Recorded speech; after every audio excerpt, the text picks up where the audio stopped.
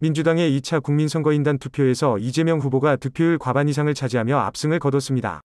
결국 결선 투표로 가게끔 하려던 이낙연 전 대표의 계획이 실패하고 있는 것인데, 좀처럼 격차를 좁히지 못해 친문 합류에 의원직 사퇴라는 배수진을 쳤음에도 역전의 동력을 만들지 못한 것입니다.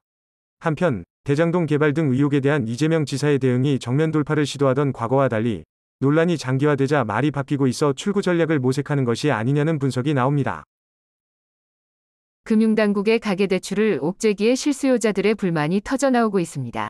최근 한 달 동안 주요 시중은행 대출금리는 0.4%포인트가량 급등한 반면 대출 한도는 최대 절반까지 크게 줄었는데요.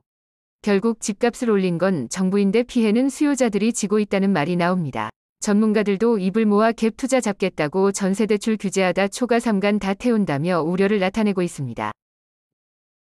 국내 코로나19 1일 신규 확진자가 무려 89일째 4자릿수를 기록하고 있는 가운데 수도권 4단계, 비수도권 3단계의 사회적 거리두기가 2주간 연장되었습니다. 다만 결혼식 참석 인원이 접종 완료자 100명 포함 시 최대 약 200명까지 참석이 가능하게 되었는데요. 접종 완료율은 50%를 넘겼으며 16세에서 17세, 그리고 60세 이상 등 고위험군 부스터샷이 내일부터 예약에 들어갑니다. 얼마 전까지 낮에도 선선하더니 다시금 더위가 찾아왔는데요. 놀랍게도 기상청 내부 기준에 따르면 아직 가을이 시작되지 않았다고 판단한다고 합니다. 이는 과거 10년 평균인 9월 29일에 비해 적어도 일주일이 늦춰진 것으로 이번 주 중반은 지나야 가을로의 계절 변화를 체감할 수 있을 것으로 보입니다.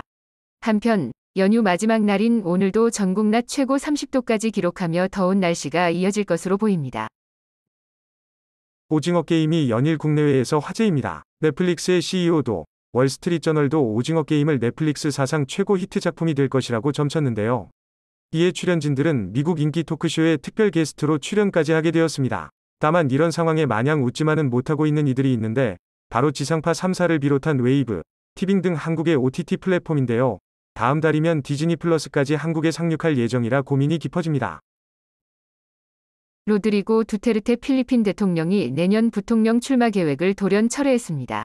6년 단임제인 필리핀에서 두테르테 대통령은 차기 대선에 출마할 수 없는데 부통령으로 당선된 뒤 후임 대통령으로부터 권좌를 물려받는 시나리오도 전망이 나왔었는데요.